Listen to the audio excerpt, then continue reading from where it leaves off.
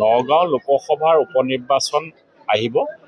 আজিৰ পৰা চামগুৰি সমষ্টিত আমি ৰণশিখা আৰম্ভ কৰিলোঁ আৰু এইবাৰ চামগুৰিবাসী ৰাইজে উপনিৰ্বাচনত এটাই কথা কৈছে যে এইবাৰ উপনিৰ্বাচনত চামগুৰিৰ পৰা ৰাইজে পদুম ফুল ফুলাব আৰু বহুত ভোটত উপনিৰ্বাচনত নগাঁও লোকসভাৰ ভাৰতীয় জনতা পাৰ্টি প্ৰাৰ্থী জয়ী হ'ব।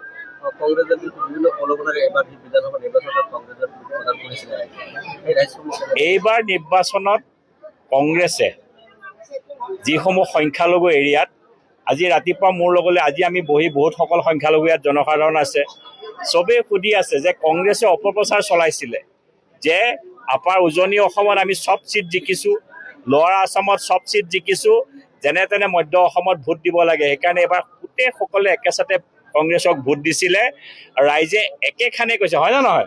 সেইকাৰণে ৰাইজে একেখানে কৈছে আৰু এই ভোট 10 লাখ ভোটত ৰকিবুল হুছেইন ডাঙৰীয়া বিজয়ী হোৱাৰ পাছত চামগুৰি সমষ্টিত 25,000 ভোটত তানজিল হুছেইন পৰাস্ত হৈছিল।